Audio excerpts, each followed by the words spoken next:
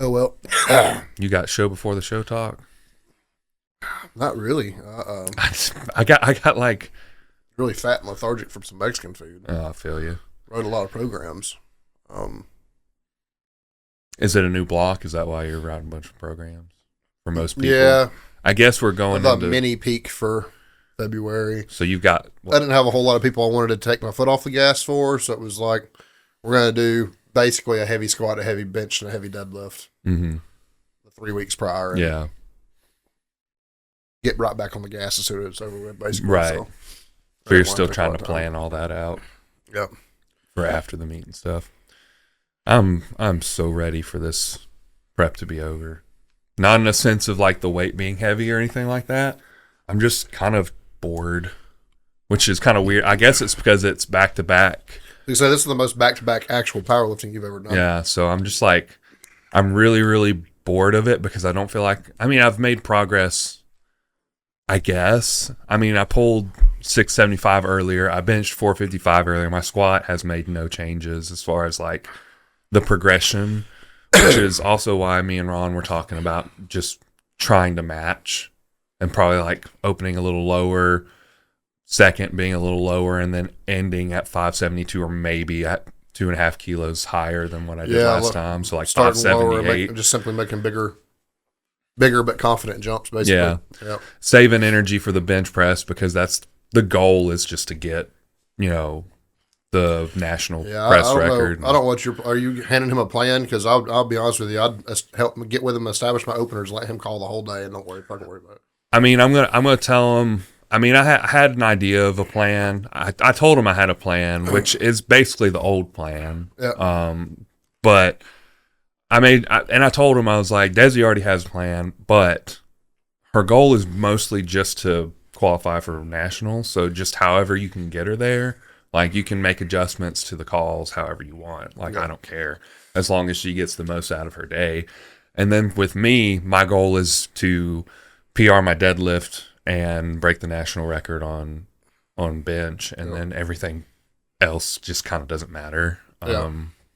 Because if I match my squat or even just a little bit lower than my squat, and then I PR my bench and my deadlift, I've already increased my total by probably 40 or 50 pounds. So yeah, we talked about it before, but me and Ron really don't program the same, which I think is good for me because one thing, I want to remove myself from my own programming. Yeah. And two, it's always good to have somebody else's perspective about what you need and what you may need. And, yeah. Also, it's an opportunity to learn as a coach when you're being coached. But Ron's biggest gift is calling. Yeah, 100%. Other than just the way he treats people. He right. treats people awesome. Yeah, he's great. In terms of actually just talent pertaining to coaching. Yeah. Yeah. He's great at cueing and stuff like that too. Right. That's definitely, he's been in the sport. Yeah, there's definitely no argument about his ability to do all the other coaching things, but really, other than his treatment of people, what really sets him apart is his ability to call on game day. So. Yeah, and I talked to Evan a little bit about the records, and I think he'll clean sweep the state records, and then the nationals he might get one or two. The state records, as it sits right now, are all his current, not all-time PRs, but basically platform PRs. Right. So, so most likely his gym PRs are higher than what is already established as the record. So I'm pretty confident that he will get past all of just the state records. Just don't look that challenging. I feel like he'll get all the state records and then a national record or two.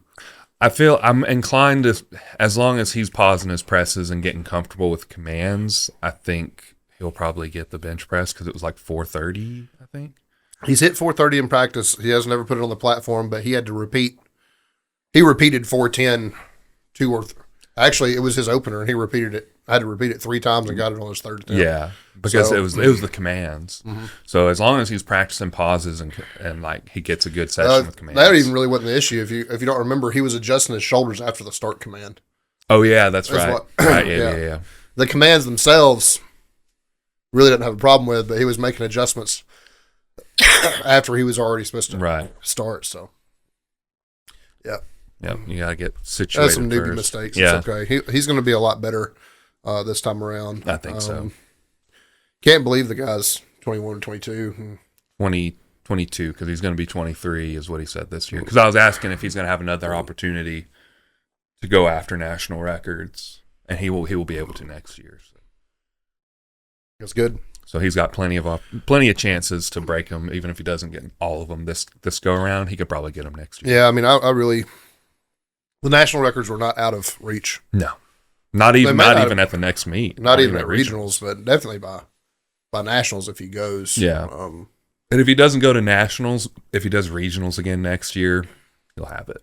Yeah, 100%. I believe firmly that he will get it. Yeah, looking forward to that. Getting Steve qualified is a big thing too.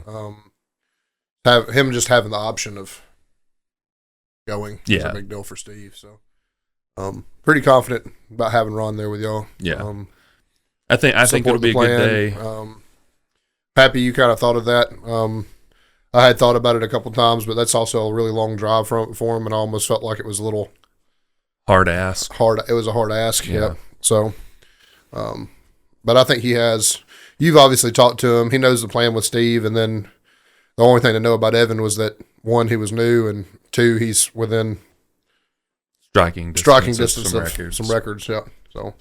Yeah, and that's what I told him. I said I don't really know the plans for the other 2 guys, but I said these are my guesses. Yeah. Which was Steve getting qualified and then Evan getting these records because I knew he was within striking distance. So I was like, that's probably what he is after, but I don't know if he has any other. Evan's goals. A unit, just 22, built about like you. Mm-hmm. Almost as strong as me too. Strong man. Yeah, you got him spanked on deadlift pretty bad. Yeah, I mean he's. I wouldn't doubt if he squatted close. Maybe he doesn't have a 600-pound squat. I thought he did. 550. Oh, 550. Okay. 550, 410, and 585 on the platform. Okay. Yeah. So I mean, I've got him pretty. I'm pretty far ahead on deadlift and. He's pulled into the 6s before. Reasonably ahead on bench press, but I'm also fucking 10 years older than him. So this is his first real meet. So I would say my first real meet was 1240 total. So I was going to say, I think the kid's probably going to have a 1,600 plus pound total his first real meet. So that's not bad at all. Bad way to start your time in the sport. Yeah. I don't think so. No. Real fucking good lifter, though. Yeah. Really, really happy with it. I'm excited to see him lift again. The cocktail tonight is a water. Nestle Pure Life, the best water, in my opinion. Well, Fiji is like, if you want to get into the bougie waters, like Fiji is probably the best. No. Really? You don't think Fiji is the best? Liquid Death is the best water. That's fair. I've only had it a couple times. So. The next one's Callaway Blue, and then third I've never had third is Fiji. Yep. But I guess Fiji is the most expensive water that I've bought regularly. That's fair. Liquid Death's in a lot of gas stations now, man. Just a lot can. It's like drinking a fucking cloud. I've had them before. It's perfect. I just don't really remember. That's the point. It's so neutral and normal, and like so many other waters like add salt and stuff to them. Stuff like that. So it's just like drinking a cloud, like I said. It's really good. Big Liquid Death fan over here. Not to mention their marketing fucking rules. Their marketing is awesome. I saw them repost some old lady or some mom being real mad about how like they literally use their complaints as marketing. I saw that too. Yeah, being mad about how violent their content was and stuff like that, and. The name itself should tell you whether you want to buy the product or not. So I had somebody try to card me, and of course it doesn't matter anyway, but as I'm more than old enough.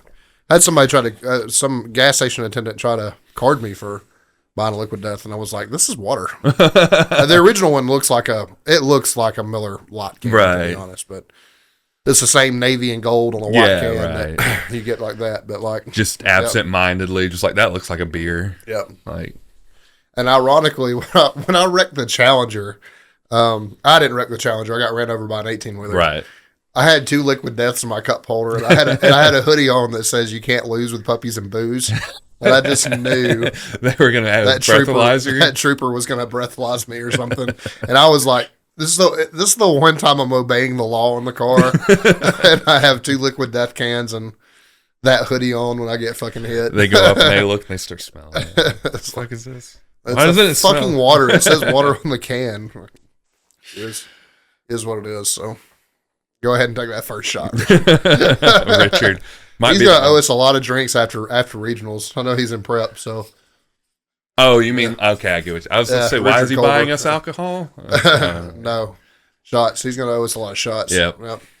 That's his own game by his own design, him and Right. Ashley. So Yeah, we never agreed to any of this, so. yeah, but y'all stop. We just shared it because we thought it was funny. I guess we can get into the show. Yeah. This is the Sip It and Rip It podcast. You can follow us at Sip It and Rip It, at Coleman_Barbell, at Nathan Skedios on Instagram. You can listen to us on Spotify, Apple Podcasts, wherever the hell you get them. You can listen to us on all of them.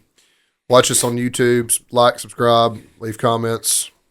Rate us 5 stars or rate us 4 stars. Or 4. Whatever the appropriate amount of stars you feel to be are. Whatever you feel like. I just want to reiterate that 1 and 5 are thoughtless answers. Like Yep. 2, 3, and 4, you had to think about your answer to rate something to 2, 3, or 4. Yep. So I still kind of want to know. I wish we could see who did it. Like, if it gave us, like, this like, on Amazon, it'll We give, should like, get T-shirts printed that's just 4. It looks like 4 out of 5 stars. It just says eh.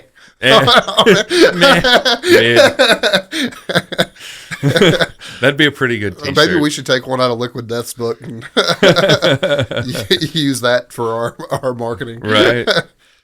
Meh.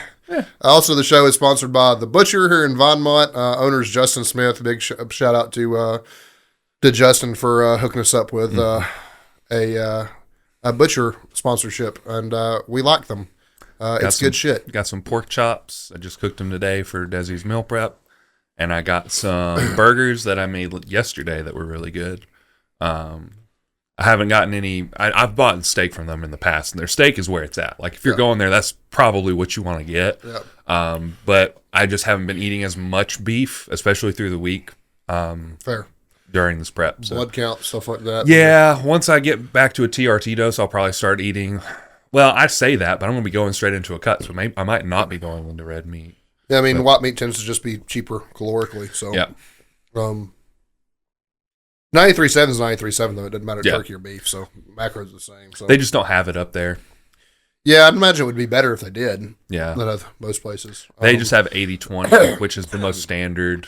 I don't know if you ever do this with burgers, but I had an uncle that used to, and they're actually really, really good. But you could probably have them grind you a pork tenderloin and do a pork-based burger, Yeah. pork-based hamburger meat. Yep.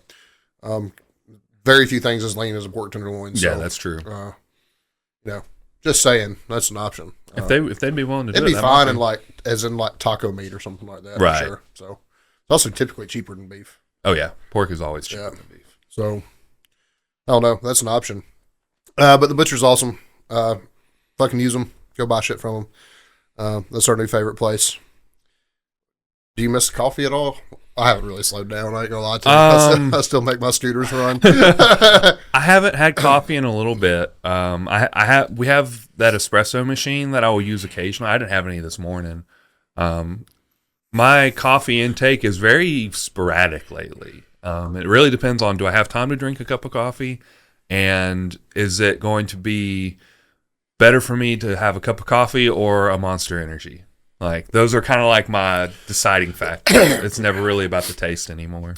Me and Sandy had a Gorilla Mind yesterday, and I've had a Gorilla Mind a few times. It's a good energy drink. Mm-hmm. It's only 200 milligrams of caffeine, but I don't know what else is in it. There's a bunch of stuff for mental focus. Yeah, I'm 100% sure that's got nootropics in it, right? Yep. Dude, and I worked hard yesterday because we rearranged the gym. Yeah. Me and Sandy split one at like 2 o'clock. Me and her were both up to like 1. Sandy was still like cleaning the house and stuff at like 10:30, 11 o'clock last night. Does she usually have caffeine, or has she been off of caffeine for a while? That late's pretty normal, especially for us to split one. Right. Like 1 or 2 o'clock's about her limit, but it's pretty normal for her having that. We were both fucking lit. Just that Gorilla Mind. Yeah, absolutely. You know, I guess I normally drink mine maybe a little bit earlier in the day if I have one, but those things are the truth. Yeah. Pretty great flavors. And then the Ghost, Welch is great, man. Yeah. If you like grape juice, that's exactly what it tastes like. I've never had any of Ghost's pre or energy. I just use that. I know you hate their energy drink. You hate just the orange cream one. Cream. I've never had the Welch's is so good. Never had any other ones. I don't think. I think I've only had the orange cream, and it was so bad. We should do a energy drink review one day. That might be. We record too late to be taste testing energy drinks. But I would die of a heart attack on the show. That potentially could change here in the future, just depending on how work goes. But I may be getting a day shift position, which would change my life entirely, and hopefully I wouldn't be as tired all the time. That might help. Might help recovery. It does suck to work out before or after work, though. I don't mind working out after work, to be honest with you. Before work is going to put you getting up pretty fucking early. Yeah. You've been a night owl for a while now. Not from my own decision. Just it was like it's still a big adjustments. I prefer to be a morning person. Like I used to prefer to be a night owl. Now I hate it. I'm always just wears you down. I'm just like fuck. I wish I was asleep, but I can't fall asleep because I've hit my third wind of the day, and now I'm up until 5 a.m. Do you find that me and you are, of all things, need to really get better about food, but of all things, we got a lot of things like finely tuned, both of us in our life. Like for me, the things I do a little bit better than you is probably sleep. Yeah, for sure. Maybe the only thing I have on you. But we supplement well, and we keep up with vitamins that we take, keep up with our blood work, stuff like that. We got a lot of good habits, even for the bad ones that we do. Most of mine's food and nicotine is really my only bad habits. But do you find that the more you abstain from caffeine, the more in tune with what it does to you become? Does that make sense? Because I used to just have like a ridiculous amount, and it seemed like it never was like a limit to how much I could have. But now I'm like, if I drink 2 energy drinks on a day, I'm like, we may not sleep tonight. Right. You know what I mean? Honestly, not really. I feel like I haven't changed too much. Like even if I drink an energy drink, maybe I still drink caffeine frequently enough to where I'm not desensitized to it. Fair. But like I just feel I'm a little perkier. I'm consistently like 400 to 500 milligrams a day, so it's not like a small amount of caffeine. Right. But like coming from taking 2 scoops of pre-workout, right, 400 milligrams a scoop, drinking coffee all day, never having a water. Like you know what I mean? Now that being said, I haven't had a pre-workout in a long time. If I exceed that 400 500 milligrams, I can generally start feeling like shit. I've stuck to a coffee and an energy drink at most. You're looking at like 300 probably. Right. Yep. So take that for what it is. I don't miss pre. I don't either. Especially now that I've turned on to the nectar and iridescence. There's no reason to put that much caffeine in your system ever again. Literally the only reason why people are more worried about taking that over a pre-workout is because you have to inject it and people are afraid of needles. Guarantee you it's better for your liver and your kidneys than an energy 100% it is. But people are just afraid of. I think people are just afraid of needles. With the energy drink now, it's just a matter of liking it as much as it is anything else. And I'm a diet soda guy anyway, so like, for me, it's a Diet Coke with a little more caffeine in it, exactly. And a little bit more variety. Yeah. So, fuck it. I don't know. There's your opening tangent about caffeine. I don't know. It may just be getting older too, but caffeine is just wildly overrated. Yeah, I mean, it's fine. In large doses. It's like, I like it to kind of like pep my day up at the start, especially I understand if I'm dragging, it is definitely performance enhancing. Studies say it's performance enhancing. I would have to say it's got to be within reason, though. Yeah. And individual tolerance comes into play with that a whole lot. But also, if you're taking 3 scoops of pre-workout in a day, your tolerance is going to be so high that it's you just have to eventually scale back before it becomes useful again. Because eventually it's going to be so much it's just going to kill you. Yeah. So it's, I don't know. I feel like, there's a part where your heart gets up so much that work capacity starts to suffer. Yeah. And the whole reason why we take caffeine is for work capacity to go up. So, there's definitely a point of diminishing returns. Yep. It makes me really, and I know this is their only product where they absolutely tell you, hey, this is not drug tested friendly. It's not water friendly, but I'm really interested in that VO2 max that, I think that's what it's called, their product. Yeah, I mean, anything that helps breathing has got to help us, right? Like, I mean, I'm thinking about trying it for my off season. Is it injectable? I'm not sure. I think it might be a pill. If it's a pill, that's great because, like, the biggest drag for me about adding nectar or iridescence, like, to a regular routine is I hate pinning one time a week. Right. I'm not scared of needles. Don't have a problem with them. It's just an inconvenience. It's inconvenient. When I'm like on cycle, it's really bad for your blood work to do this, but I still don't like to exceed 2 shots a week. Yeah. Like you really should do 3, 4, 5 even. Like you should really try to, on a performance enhancing dose, you should really try to microdose. Yep. But that's such a fucking drag. It is. And I don't mind the diabetic pens. Right. Like, taking like HCG or ganadorelin or something like that. It's not, or growth is not that big of a deal, but the IM pens, like, it's kind of it's a drag. Yep. So. I've gotten to a point where I'm so dull to it, I guess, that you would think. I mean, I've been taking it how many more years than you have? And like, yeah, but I've also taken it 7 days a week for like 6 or 7 weeks straight. So you're talking about the nectar? No. Oh, like microdosing of PED dose. Okay. Like, so I think I'm just so numb to it that I just don't. We think would be, at least my legs are. We should be lean enough in enough places too to not have to use a 1-inch needle anymore. Yeah, I don't. Like, if I can get them, which I tried to and I just didn't. I usually use 3/4. Yeah, or 5/16 or whatever it is. 3/4 would be a lot better. I started pinning my shoulders. It would be a lot better in the shoulder than a 1-inch. But 1-inch, I mean, it's just so. Also, my shoulders have atrophied from not being able to really do any. Ironically, from the missing back work, but also in the beginning, I had a problem with mobility overhead. Wasn't a strength thing; it was a lack of mobility thing. Yep. So, like, my shoulders are small for me right now. Yeah. It's a drag to pin my shoulders, but also I have less scar tissue there, and the shot itself is more comfortable. If that makes sense. So, I don't know. But, yep. That's the pre-workout caffeine rant. We've been on that one before. Yeah. Caffeine's overrated though. TLDR. You should be taking nectar instead of a pre-workout. Yeah, for real. Gym this week or PR songs? We'll do gym this week. Gym this week wasn't a drag, but it just wasn't a fun week. It was deload week on my lower body. Still anxiously anticipating the return of deadlifts, which I think come back tomorrow. Mm-hmm. Everything just felt really heavy and oppressive. I needed a deload. I don't know what to say. I mean, front squats that I have been tearing up were tough, and they were 100 pounds lighter than what I have been doing. And back squat the same way, nearly 100 pounds lighter, heavy as fuck. Bench press is really my second week to deload bench press, but he started not sets, not volume wise, but he has started moving weight back up. Again, still super fucking oppressive. Mm-hmm. Some of that may be to do with the fact that I'm 20 some odd days removed from my performance enhancing dose now, and it's probably completely out of my system. Yeah.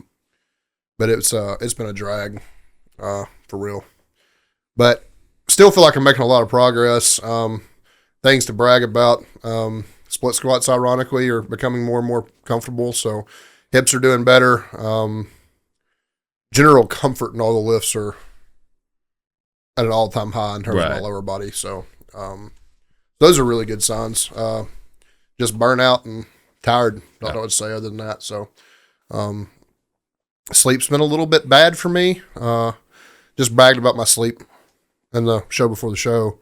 But found myself staying up a little bit too late, waking up a little bit too early, that kind of shit. Just kind of got in a bad way. Not for a long period of time, just for a few days this week, but enough to create a little bit of a deficit. But nothing really to brag about this week. So feel you. It was just week 2 for me, which is like the last quote unquote baseline week, I guess. It was up a little from last week. So deadlift was, I don't even remember. I think it was 605 for 3 sets of 3 or something like that. Nothing crazy. Bench press, I didn't bench press because I had a weird strain type feeling in my left pec. So I was like, I'm just not going to press. It's fine. I was supposed to do like 425 for 3 sets of 1 to 3, and I was like, I'm going to triple it because I'm like confident in that I could, but because of that strain, I was like, I'm just not going to worry about it. It made me go ahead and buy some TB500. I will probably be taking that periodically throughout the rest of prep. Squats, I did 505 for 3 sets of 1 yesterday. It was 1 to 3, and I know I could have done more than singles, but just knowing that I had a big deadlift 2 days away, I just didn't want to do anything crazy, so I just kept it pretty modest. And I didn't do my secondary bench press because I didn't want to mess with anything as far as my chest goes. So I didn't do any chest work this week. I worked heavy on my triceps and my back instead to make up for some missed volume in the sense that I can progress my triceps and back more because I'm not doing any chest work. So we'll see how that goes. I think next week will be my last quote unquote baseline week, which is still up from last week, but I'm depending on how it feels, it may be based on just like an RPE instead of an actual number. And just kind of like hit a single or two, because then I'll have to undulate down the following week before the RPE 9 press, which I'm hoping will be like 465. My RPE 9 quote unquote presses or lifts are going to be like 685 to 705 for deadlift, and then the next week will be squat, which I'm hoping to get 545, 565, and then last week will be bench press, which I'm hoping to get 455 to 465 again. Well, I say again, 465 would be a PR, but 455 again or up to 465. But we'll see how all that goes. I haven't really made up a huge decision on that. It's just going to be based on how things feel, because RPE 9 is relevant to the day. So I'm not going to try and push past what I can do that day and then get hurt. Fair enough. Funny enough, remember when you left on yesterday, and you were like, don't get hurt. Well, I went to do, it was like it was 3 reds, so it was 385. So I hit it for like a double or a triple or something. Like, all right, that felt good. And I go to rack it, and I didn't have the left side all the way in, and it comes down. I'm like, oh, fuck.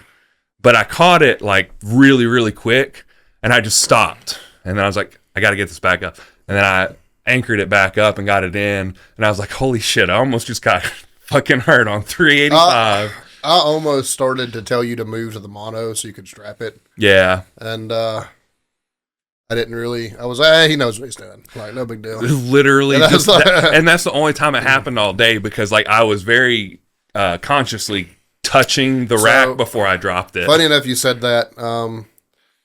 This is not her fault. So occasionally I have a lifting partner and Liz Standridge, who's the other trainer at the gym I work at. Sometimes we work out together, and we got to do chest and arms together on Tuesday, so it's my floor press day. Mm-hmm. And it was still deloady, but I have close grip floor press. It was at like 275 or something like that. Relatively light for me. And Nick Oliver had missed that. Something happened. He didn't miss the lift, but something happened with like 325, 335 on the bar or something. Yeah. And it fell out of his hands. Yeah. And, it wasn't a miss rack. But I'm sitting there, it was my second set of the day, and I got Liz spotting me. Already like smoked the first set. And I don't know why, but I was thinking about Nick and his odd. And I'm not on a power bar for that because I'm coming out of the squat rack. So I kind of try to use a beater bar for floor press. Right. So I'm on a bad bar, a slick bar anyway, and I'm like, shit, I hope I don't fucking drop this on me like Nick did with his the other day, because it was just a freak thing. Like, right. That's something Nick can probably take for 15 reps. So I know it wasn't a weight thing. I was actively thinking about that, and I finished my set and go to rack it, and my right hand missed the rack. Yep. And Liz did not notice. No, she was looking at the other hand. She was worried about the same thing. Was looking off of the other hand. Yeah. And anyway, it jammed my elbow and my shoulder up pretty bad. And I didn't. It's not a bad injury by no means, but it did affect my bench press day. Yeah. A few days later, shoulder was really, really stubborn, clicky, doing some weird shit in my bench press. But yeah, so I had a rack missing story too. There's full moon out tonight. I think maybe it's just like maybe it's that weird shit. I don't know. I'd messaged Ron. He's like, well, if it feels bad, like, he was like, man, you don't have any good luck at all. I was like, I really don't. But he asked me if I was able to finish my workout. I was like, fuck, I did the next set, but right. It wasn't. It wasn't comfortable. It wasn't comfortable. It just freaked me out a little bit. It freaked me out more than anything. Yeah. It was akin to jamming your finger on a ball or something as a kid. Yeah. You remember? Like, Yep. But I did it with my whole right arm as opposed to like wrist to shoulder. Basically, got jammed up, but it was fun. We survived. I dislocated my thumb on a ball one time. I got all 4 fingers on my left hand shut up in a freezer door one time when I was working at a grocery store on the hinge side. So I couldn't open the door myself. Yeah, A friend of mine that was working with me thought I was kidding because he was being funny and closed the door on me, and I had my hand like between the door itself and the wall that it's hinged to. Right. So like it was sitting like this, and he closed it up. It laid all 4 of them over. Like, yeah, he thought it was so funny because I was beating on the door trying to get out and everything like that. He thought it was because I was like claustrophobic. Right. He opens the door and my fingers are bleeding and laid over and like, he's like, oh shit. He's like, I thought you were freaking out for a whole different reason. I was going to leave you in here. I was like, no, my fucking hand is broke. Damn. Don't recommend that. Yeah. I've done that with one finger, but it was on the car door. It was funny because I was changing the oil. No, I was changing the brake pad. No, the whole brake assembly. So I was doing the discs on the front, and I guess it was just hot, and my hands were greasy or whatever. Maybe that's the only reason why it slipped out of the door. But like, I went to shut my door, slammed one of these fingers, and I think it was this one, busted the shit. I don't know if you remember that. Like, it completely was on your little black Honda. Yeah, just like mashed it all the way in, and like you could just see the line, just like bled like shit. I still got a scar from this. I don't have a fingerprint on my ring finger on my right hand because I got the tip of it cut off with a cigar cutter one time. That was my senior trip upon graduating high school. At the time, you could buy tobacco in Georgia at 18. So we went to the beach. We went to St. Simon's Island in Georgia, and went up to Savannah too and bought a bunch of cigars because we were old enough there to buy cigars. And had a cigar, we got the cigar cutters and everything like that. And me and my friends went and got drunk, and one of my buddies had a cigar cutter in each hand.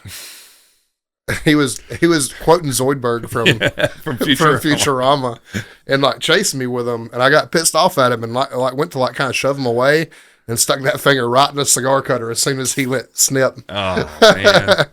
And what's crazy, it was such a clean cut that it didn't bleed right away. It was just a big, like, flat white spot, and I was like, that's interesting. And then it just started gushing. Yeah. It was pretty violent after that. But yeah. I just put, like any, hard-ass 18-year-old would do, I just fucking duct taped it and went on about my business. Damn. After a little while of freaking out, I freaked out pretty good for a solid 10 minutes. But oh, yeah. At the time, I'm still playing music a lot, and it happened so fast, I didn't know what finger it was on, and I was like, I'm not going to be able to fucking play. Right. And it was a ring finger, so no big deal, but freaked me out pretty good anyway. That's not what we're talking about tonight. I was going to say, we need to get on the PR songs. That might be needing to be a content advisory warning or something. It wasn't that gory. It was a little brutal. I mean, I've only got one. I've only got one too, so that'll make up for the cigar cutter story. So, Nick Nocturnal put out a full album of stuff that he's done. Like, what is it? What is How to Metal? How to Metal? Yeah, it's like volume 3 or something. I didn't know he'd put out that many, but it was the most recent one, and on it is a baby metal. How to Baby Metal. It's really fucking good. That's cool. I'm not, and it's really, really funny because it put me down a whole rabbit hole. It's called Sunderella, which if you don't get it, it's fine. You have to be kind of weeby to get it. But yeah, it's him as a musician is just really fucking good. Like, yeah, he's a good musician. He understands the tone of just about everything he plays, and it sounds significantly better than Baby Metal because he's doing the music for it. And that got me down a whole rabbit hole of this like Japanese fronted metal bands. There's some pretty fucking hard Japanese deathcore, dude. It's egregiously heavy. Yeah. I mean, even like the male fronted ones and the female fronted ones can be, man, they sound like men sometimes. I'm like, damn, like, how does that come out of you? Right. But I think the other one that I was listening to was Hanabi, something like that. Yeah, they're pretty cool. They're significantly heavier than Baby Metal. I really like Awakening Ashes is How to Lamb of God. Yeah, stays on my workout playlist. It's good. That song's fucking rips, dude. It's it was so the guy good from that Brand of Sacrifice. Yeah, it was so good too that I think Mark Morton was like, "Yeah, this sounds like us. This sounds like us." We didn't write this. It was pretty spot on. And then the How to Slipknot is funny because of his take on Corey Taylor. It's true, and it's so much the matter thing. Yep. It's so spot on that my wife cannot listen to Slipknot without thinking about Nick Nocturnal and his pretty spot on parody of Corey Taylor, I guess. But yeah, it's pretty good. I like that, and the other guy, the long haired dude that does If This Person Wrote This Song, he does it in the style he's got a mustache and long black curly hair. He's pretty cool. And then there's another guy, a little blonde headed dude that's in the army that does named Matt Glocky, that does different songs in the style of different bands, and that shit's pretty cool too. But I think I've seen him, but I'd have to watch to. But that sounds familiar. Yeah, super good. Is he like real thin, real skinny? Yeah. Yeah, I think I know who he is. Yeah, his shit's really good though. What's your entry though? My entry? Yeah. My entry is Drag 'Em to the River by Suicide Boys. My first rap entry in a little while, but really fucking cool. I was listening to that band that Lance guested in. I forget their name. No Cure. No Cure's good. It was good. That album they put out's really good. So shout out to. I know we've already done that, but shout out to them because that's good music. Yeah, it's really good shit. Yeah. I love hardcore that is they claim the scene because they want the fans, but I like hardcore that's really not hardcore. It's more metal. No Cure is definitely quite a bit more metal than they would probably want us to talk about. Yeah. They wouldn't want us to associate them with metal, but they're kind of... Typically in a hardcore band, the better the musicians are, the more metal they're going to sound. That's the truth. You just like straight away hardcore. I mean, Hatebreed is probably... Yeah, Hatebreed is probably the top tier. I listen to a lot of Terror, too. Yeah. Terror or Hatebreed, but yeah, I listen to a lot of those, too. But. Hatebreed is who I think of. Jamie Josta's voice is what I associate with hardcore. He's featured in so many different songs now across the board, like across all heavy genres. Yeah. That Jamie can really do it all. He always sounds like Jamie Josta though. I'm trying to think about the Lamb of God song that he's featured on. That fucking it's a newer record, isn't it? Yeah, it's one of the new records. Either the last one or the one before it. Yeah, but it's really fucking good. I can't remember the name of that song because. It's not Resurrection Man, is it? No, it's not. I know because you put it on the playlist. I did put it on the playlist. Let's just fucking look it up real quick. Oh man, I know the name of it. It's like right there. I'm gonna tell you. It's the 2020 record with Memento Mori on it, and it's Poison Dream by Lamb of God. I didn't know what it was. I thought it was a different one. It's fucking good. What is the one that's really slow and then gets super heavy? Memento Mori, I'm pretty sure. It's not that one. It's like the last song on the album. No, it's you're talking about on Resolution, and it is not the last song on the album, but King Me. Yeah, that's what it is. That's King what Me I is a cool song. So I was totally off, but yeah, King Me didn't have a feature on it, but anyway, that I just had the connection. I remember him talking about that, and I feel like you said something about Jamie Josta. We've talked about so much fucking music. I don't know why I even tried to. I know it. Talking about my love for hardcore pretty much extends just to Hatebreed and Kublai Khan. Yeah, and a little bit of Terror, but apparently hardcore kids hate that I like Kublai Khan and lumping them in with the rest of them. But I'm really excited because I bought the Kublai Khan Dixon flannel. It's on the way. Nice. Yeah, so you want to talk about powerlifting? Yeah, let's talk about powerlifting. Really, it's really fitness training across the board. Yeah. It affects anybody in bodybuilding or a strength sport or in general health and wellness, really. Yeah. If you're in the gym and you lift weights, this is kind of relevant. This is kind of relevant to you. So one of the big scientific pushes, I guess, science-based lifting pushes is full range of motion. I don't know how many people in the world will tell you full range of motion is king, all this, that, and the other, because it's been the pinnacle of science-based lifting for as long as I can remember. Sure. The reason why I actually want to talk about this today is because there was a conversation I had with somebody about shortened partials.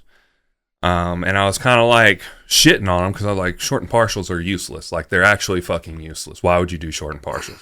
Like, well, what if blah, blah, blah, blah. And I was like, well, okay, there are some arguments, maybe like when you get tired or whatever, like you're trying to get rehab context. Yeah. And then that's one of the other things you mentioned was sport specific training. I was like, it's different when you're training a weakness and it's sport specific because you're not trying to gain hypertrophy out of it. You're trying to develop a weak spot to where it's no longer a weak spot. Exactly. You're trying to train out a weakness. Yeah. So that's something for that. Then I saw a video not terribly long ago, but maybe a few weeks ago or something, and it kind of sparked another thing in my mind. Dr. Mike had, I forget which one. There's two doctors that he talks to frequently, exercise scientists. I can't remember which one it was, but they were kind of like, okay, are we wrong about full range of motion being king? And the answer was maybe. Because they did some studies on lengthened partials. The only right answer in sciences. Right. It may be. Because when they did a study on full range of motion versus lengthened partials, which is the extended range into a shortened concentric, they showed mostly the same development of tissue, if not a little more, I believe was the evidence that they showed. So it was really, really interesting to think that you could do that. And it makes sense because time under tension, we all talk about that. That's why. If you're going from fully extended to half of the range of motion, you would technically be under pressure. More often. Because there's going to be some amount of relief when you get to the top, and especially if you stay there. Now, some people don't. Some people will train like Dr. Mike. They're really explosive and maybe a short pause and then slow on the way down. That's kind of like the scientific full range of motion, right? Sure. So I figured we could just talk about each one individually and kind of like the pros and cons of it. So you want to start with full range because that's the most obvious? Yeah, full range should be the most obvious. I mean, you're taking a muscle from its most shortened state to its most lengthened state and returning it one way or the other, right? So think about an RDL going from shortened to max length, right at max length. Really, we typically don't have a whole lot of people, doing an RDL all the way to the floor. Right. Mid shin, so pretty long range of motion back to the fully shortened. Right. We have other exercises that are opposite. Think about a bicep curl where you're going fully lengthened to fully shortened to fully lengthened. It just depends on the exercise and depends on the joint whether you're going lengthened, shortened, lengthened, or shortened, lengthened, shortened. Right. Basically, depends very, very much on the exercise and the joint. But by and large, what I know from a practical standpoint is full range of motion. Typically, it's harder across the board. Requires more power to sustain it. You have to create more force to go all the way down, then come all the way back up, which is good for the muscle.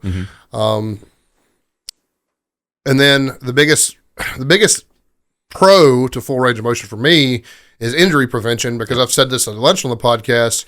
If you don't train a full range of motion, you're eventually going to get under a weight that is going to put you in a full range of motion. Probably not going to happen under a bicep curl unless you're like a strict curl champion or something like that. And that's a PR you're actually chasing. But it's going to happen in bench press, squat, deadlift. Arguably, but most of the time, if you get in trouble with deadlift, you're going to drop it. Right. So because the weight is beneath you and not above you, it's probably not going to force. Deadlift's not going to force its way up your body. Right. Where a bench press or a squat could force you into a full range of motion. Same thing with shoulder press. People stopping their shoulder press at their forehead when it should go to their collarbones.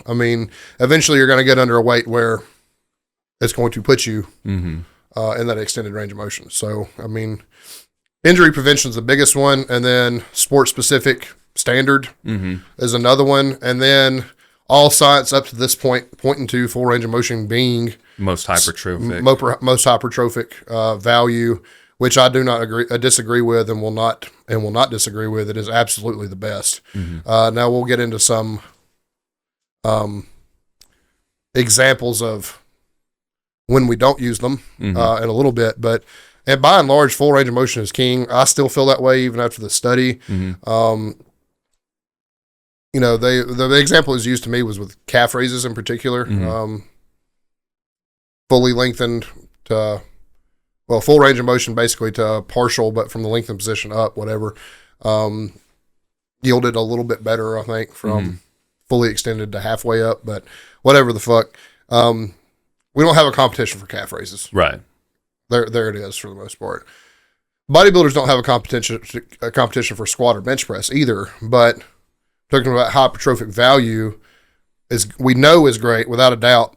That's great for them, right? And then also you have that huge factor of, even if you're machine squatting, even if you're on a hack squat or even on a leg press, you're eventually going to if you're chasing weight like you're supposed to be, you're eventually going to get under a weight that's going to put you in that range of motion. So it's safety in my mind. That's the biggest pro of full range of motion training is safety. I'd agree. All those points are pretty much exactly where I'd land. I guess the biggest thing is that because it is more difficult, more energy is spent on it, right? So you do have to, like, from the safety aspect, you have to rein it in as far as your weight goes. Yeah. You have to be able to actually control what you're doing. Whereas another type of, you might be able to load it more, but you're not getting it, from the safety aspect, you could be overloading it and not realize it, or even realize it and just not care because you're ego lifting or whatever. Yeah. But safety overall is like the number one and I think that even if you want to go into these other modalities for specific weaknesses or for hypertrophic value, the core base of your workout should be full range of motion. And they will be if it's good programming. Right. Probably the only, because I know it works, probably the only exception maybe being conjugate, but even you're still maintaining full range of motion and accessory work and stuff on conjugate. So like it might be eight sets of 10 on pec deck and a 3-board press that day, but you're still effectively training your chest to a full range of motion at some point in your workout. You're getting a full stretch. And the majority of your volume is still going to be at full stretch, right? So, so I mean, that's probably the only glaring thing in powerlifting where I see where a shortened range of motion is encouraged more than me or you would do it. I would say, though, also conjugate is mostly centered towards equipped lifting, right? And equipped lifting and maximizing the suit, which is... And you really get the most out of your suit at the bottom. So training the second half of the press is where you're going to need it the most. Yeah, absolutely. I agree with this. Yep. That's where most people's sticking points are going to be if they're an equipped lifter. Is going to be that exact moment that suit stops helping. Some of the bench shirts are so ridiculous. I don't know how. Don't even know how you get in them. At some point on the way up, it does release and it doesn't help as much. But nevertheless, but yeah, I mean that's the reason for shit like that. But again, that's super sport specific. The age old, I don't know how many bodybuilders I've heard say, we want a quad dominant squat, so we don't squat all the way down. Well, that's horseshit. We know the deeper the squat. From a purely lazy standpoint, I would rather, especially if I'm on a bodybuilding block, which I do, me and you do quite a bit, and I have a set and given amount of reps I need to hit and not a weight. I'm much more inclined to load 2 plates on a squat bar than I am 3 or 4 just to half squat it. Just to half squat it. Yeah. Of course, my range of motion, I mean, I can squat all those for 10 and it's not going to be a problem. But like, I would much rather opt for the lighter weight and the harder lift just to keep from having to load and unload the bar. I mean, we talk about that all the time. The worst part about being strong on deadlift, we're all 600 plus pound pullers now on deadlift. The worst part about that is loading and unloading your bar. So like, if anything else, like you should still be chasing weight on those things if you're going to full range of motion. But like the best part about it is, if you're going to go slow eccentric, full range of motion across the board on everything you do, you just don't have to load as much weight. Yep. Easier. Right.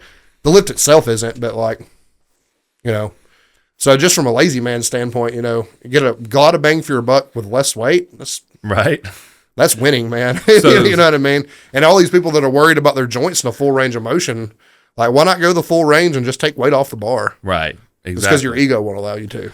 So the squat doesn't hurt you. So what I'm hearing is the biggest con for full range of motion is you don't look as cool at the gym. That's the only con. And other than, and this is a fact that we're going to get into later in the podcast, other than sport specific purposes, training weaknesses, stuff like that, jumping, quarter squats can help a whole lot with. There's definitely things that come into play. Yeah. Foot placement in a squat, a foot placement that might not allow you to get full range of motion could be beneficial. A disability that doesn't that doesn't allow you to. Although I'll say again, I had an amputee. I taught to squat to depth. Right. So. But I guess you just may not be able to do it immediately. Yeah, you're not going to be able to do it immediately, but you can absolutely train to it. Some people's hip, we see this on Squat U a lot. Some people's hip anatomy doesn't allow them a super deep squat. Yeah. You can still squat hip crease below the knee. Right.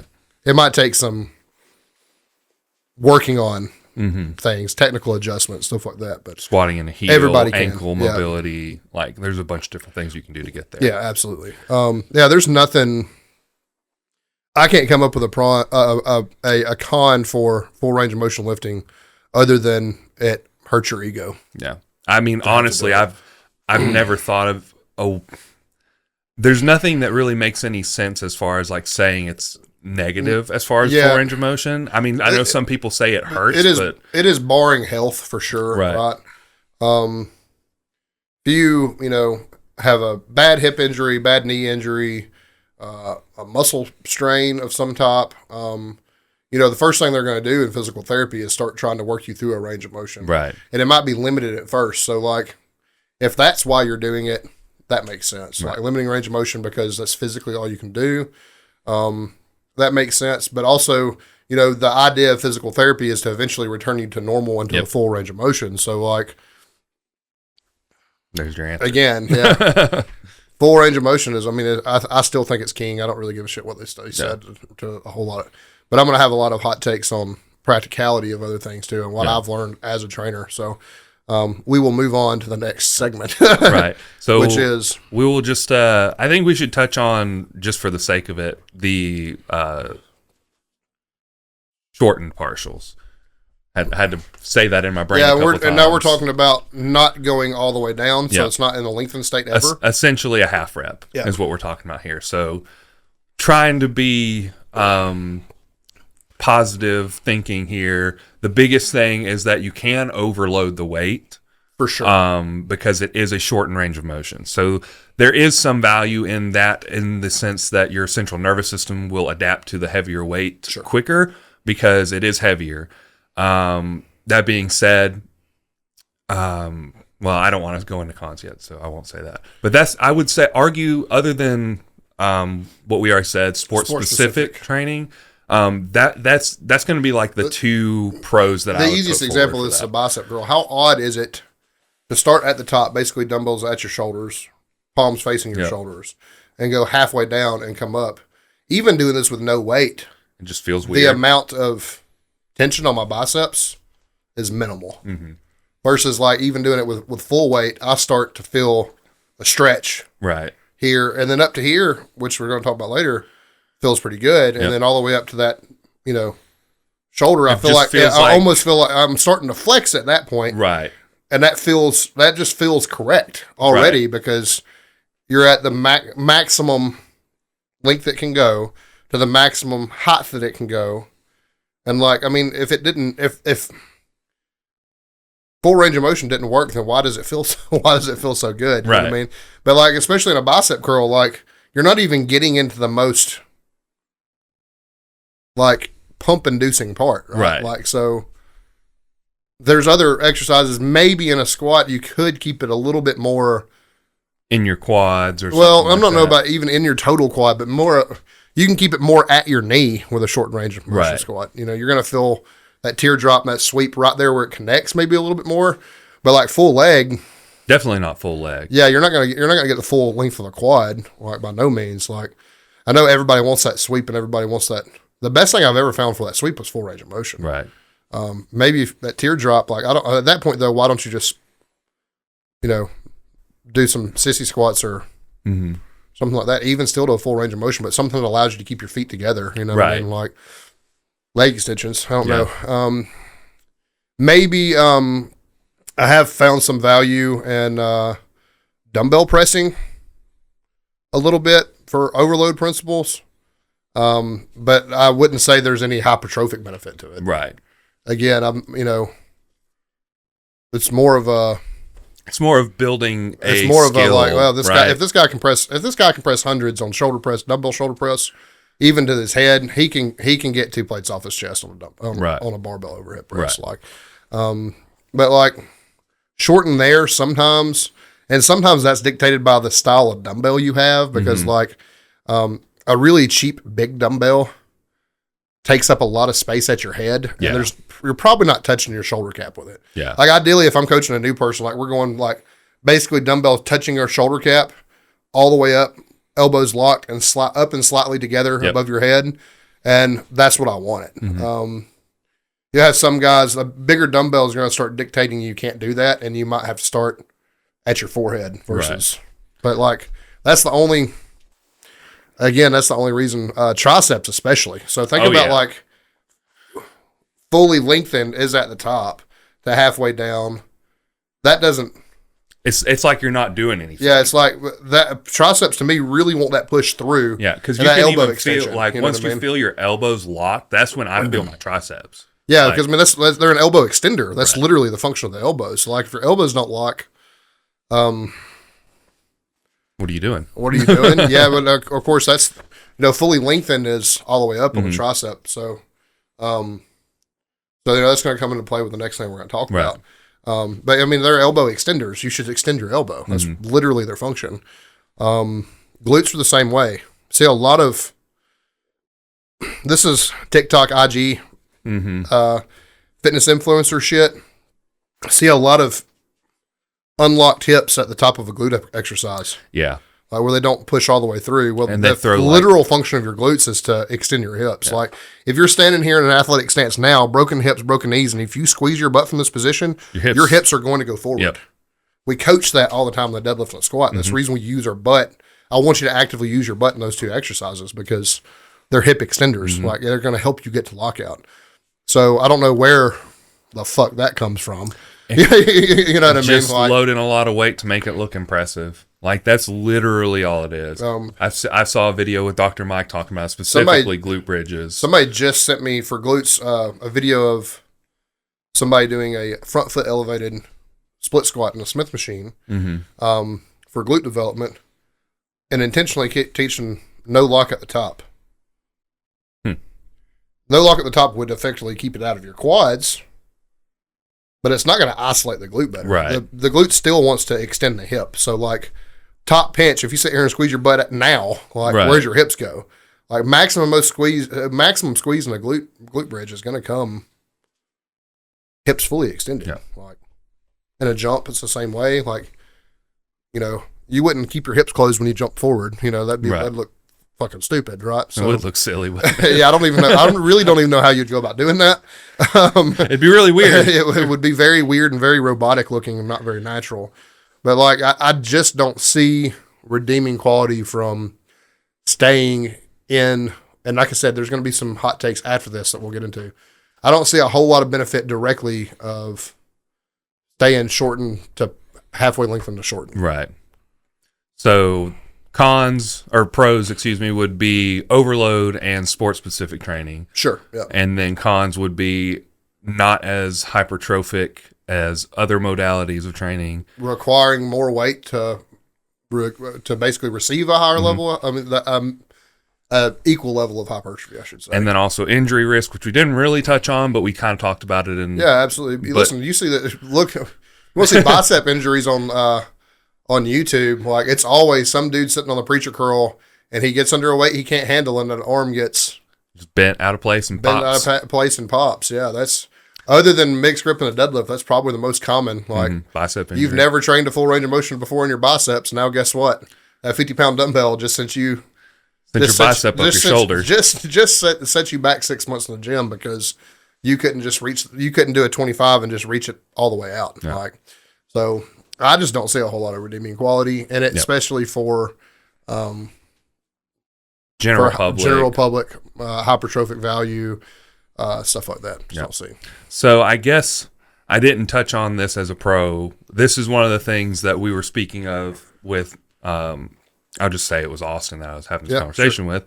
But after you have already done, let's say 10 to 12 full range of motion reps, and you can only get it a little bit of the way. He would argue that yes, you get value out of it because you're pushing past. You do, and I'll limit. tell you why. But here's my argument. Well, I'll go ahead and say my argument. The biggest thing for me is that is energy that you are using in one set that you are going to be pulling away from another set that you could get a full range of motion rep out of. Yeah, that's a very RP approach. Yeah, for sure. I would say the most effective time to do this is it's your last set on that muscle group. That makes sense. That makes more sense than... I know I don't have another bicep curl variation to do, so we're going to get as much as we can out of this. We're talking last set, last exercise. Could be valuable too, honestly. Ron has a much different approach to volume than I do. Mm-hmm. Ron's still going to want me to train a full range of motion. Right. And train it to failure. But if you're in a bodybuilding scenario where for that day, you only have three working sets to make that as effective as possible. Mm-hmm. And like, again, you're probably not going to do another bicep exercise or tricep, whatever the fuck it may be. Then yeah, grind it out, whatever. But there's other options to that too. Mm-hmm. You could mid-set change to a variation. Mm-hmm. You could say, hey man, I've exhausted as much as I can do on bicep curls. Let's change to hammer. Yep. And keep knocking them out. Like, also, myo reps are a much better option in my opinion. For sure, yeah. Like just taking a good 10 to 30 seconds and then getting back to it. Myo reps that's a very foreign concept to a lot of people still. Mm-hmm. It's a very simple one, but very very foreign to some people. But yeah, I mean, just pushing. I would probably opt for a variation before I did that if we're just talking about hypertrophic gains. But yeah, there's probably a case to be made. End of set, max fatigue. Stuff like that. I mean, to hit partials, short partials. But it's not there's a case for it, but it's not a great one. Right. I think the best way to explain it is it won't hurt your training if it's the last thing that you're doing, but you could have better options. That's kind of like that's where I land on it. So I think in general the partial range of motion, what I keep going back to is just it's a pain in the ass to load heavy weight and do nothing with it. Yeah. Like, especially on like leg press or something like that, I can get a great pump of 4 plates on leg press. These guys are loading up 10, 12 on leg press. Just to barely move it. Like, that was a back day. That wasn't a leg day. Like that's like, you did back extensions all day picking that weight up and putting it on the rack. Like, I don't know. I mean, it sucks. I really do think, by and large, and I do have some exceptions that are coming, by and large, it sucks. Yeah. So is that it for that, or that's it for that? Yeah, let's talk about this new science and what could or couldn't be with it. So lengthened partials, obviously, we're talking about the most extended into, like we'll just say roughly mid-range. Halfway, mid-range up. Biggest pro, according to the science, is just that it stimulates more muscle because it causes less fatigue. So if you ever heard SFR, or is that right? SFR? Am I saying that wrong? I don't know. You tell me. Stress, stimulus to fatigue ratio. Yeah, SFR. I had to reach back in my brain for a minute. So it's better in the sense that you are using less energy and getting the same amount of stress on your muscles. Yeah. So I like this already for a couple of different things. What comes to mind immediately for us as powerlifters is 1.5 deadlifts, either from the floor to your knee, back to the floor into a full. Or the way I program 1.5 deadlifts is a full deadlift into an RDL. Yeah. But that depends on the person, depends on the need. But 1.5 deadlifts comes to mind. And then what some people call piston squats, where you don't lock out your hips at the top. Pulse squats, something like that. Where it's basically still effectively a full range of motion squat. You just don't reach hip or knee extension. Right. Those things are... Before I talk about hypertrophic value of those things, I will say the biggest need they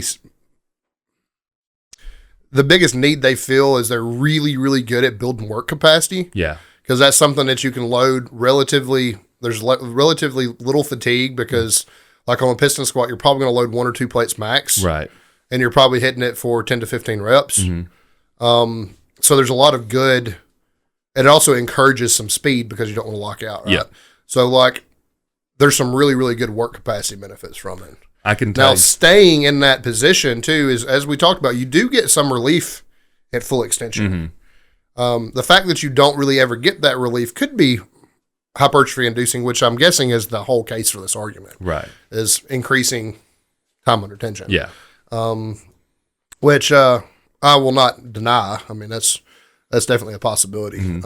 Calves was the example that was given to me, and it made a lot of sense because you're going from fully extended to about halfway up and then sinking your calves really, really far. There's very few times, if you think about things that naturally build your calves, walking, hiking, stuff like that, upstairs or just walking in general, rarely ever do we meet. Every time we extend our foot, we almost always meet a fully contracted. Very rarely do we see that full range of motion in real life. So like it makes sense that would be hypertrophy inducing because it's not a supernatural state for us, if that makes sense. So maybe the most, hiking and you're having to physically step on things that are smaller than your foot and that's going to cause your heel to sink, maybe would be the most commonplace example. But rarely ever do we see our calves fully lengthened in anything. They get fully contracted a lot. Think about running like heel to toe. Yep. Actually, the best way to get rid of shin splints is to make sure you fully extend your foot in the back, which is a fully contracted calf at that point, at least in terms of ankle flexion. So I can see it being valuable because we just don't get into that motion, that range of motion often. You know what I mean? And then, like I said, I think my brain goes back to work capacity. But again, to that point, a lot of times in hypertrophy, more is more. Yeah. So, like, if it helps you hit more reps, which likely it will, if it's less fatigue-inducing because it's lighter weight, and it keeps you in a more hypertrophic state, I think that I really do believe the best hypertrophic ranges are from 8 to 20. But if it keeps you in that rep range, so this is also a very sneaky way to get people who don't like to do a lot of reps to do a lot of reps, because I like to call this, and I did it with Desi because she was like, I really don't want to do tons and tons of reps. I was like, okay. So we would do 3 pulse squats, and that was 1 rep. Yeah. She would be able to get some relief at the top, take a deep breath, pulse squats, and we'd do 3 to 5 of those. Yeah. So we're talking, it's really a set of 15. Exactly. Yeah. And she hated them. Yeah. But that was a sneaky way of putting that in there. And honestly, her squat has improved more than anything else. Yeah, I mean, I've used 1 1/4 squats those a lot before. Almost exactly the almost same. Almost exact same, with the exception of you're coming up more often. Yeah. With that, but yeah, I mean, there's a whole lot of benefit to work capacity in particular, and if work capacity goes up, you can handle more real reps. You can grow more muscle. So, I like this one. Yeah. Don't really have a lot of negative things to say about this one. I think the biggest negative. Well, do you want to go into negatives, or do you have more positives you want to go into first? I mean, I think mostly I'm going to net positive on this, but go ahead with your negatives. Really, I think the biggest thing for as far as the negatives go for me, I think about bicep curls. So like just like the opposite example. Yeah, it's just kind of like it doesn't feel like it truly. Well, you never get that full contraction at the top that we talked about, that pinch in the bicep that we really want. Right. Yeah, you never really get it with this. If you think about bodybuilders and muscle control, now this is specifically for bodybuilders because when they have to pose, they have to have very specific control over their muscles. I just don't think you're going to develop that control of your muscle by going halfway. I think it would be if you have a double front bicep, you're fully flexed. Exactly. Fully contracted. So to the point that people, I mean, you watch a bodybuilder show, these men are cramping on stage and flexing so hard. So there is a caveat there. While it may build more tissue because of time under tension and things like that, I feel like you just still have to supplement whichever way you go. You have to supplement it with full range of motion lifting. Full range of motion is still meat and potatoes, in my opinion. Right. Yep. Because if you just tried to do this, and you might build good tissue and you might build a lot, but there are certain aspects of any sport that is going to require a certain amount of mind-muscle connection that I don't think are going to develop without full eccentric and full concentric. I think that's a pretty good. That's a pretty good example of that. I think that landing on this, there's a lot more sport specific use for it than I feel like there is in general. Yeah, health and wellness. Again, and most of those things come from work capacity, where the shortened range of motion in the opposite direction, we're basically going short to halfway to short, only has real good benefit sport specifically. Ironic thing about this is how many people actually mix these ideologies and will argue for them one way or the other, right? Like, I've never seen anybody like super serious about growing their arms, like really stop a bicep curl halfway. Joel Seedman does. I've never fuck Joel Seedman. I've never. He drives me so crazy. I have him blocked on everything, and that was discovered by a Facebook friend this week. But I don't even know where I was at because Joel Seedman came up and like it fucked me up so talking bad. about people having ideologies. Yeah, so they have mixed ideologies about this already. Like, they'll touch their knee to the floor in a lunge, but they won't squat deep. Mm-hmm. They'll do a full range of motion bicep curl and half a bench press. Mm-hmm. They'll do they have so many they really don't. People in general don't really know, even if they've been in the gym a long time, if they're not like paying attention to the science and what actually works, they have mixed ideologies and listen big time. See people that are like, I want a good bench. Everybody chases a big bench press, right?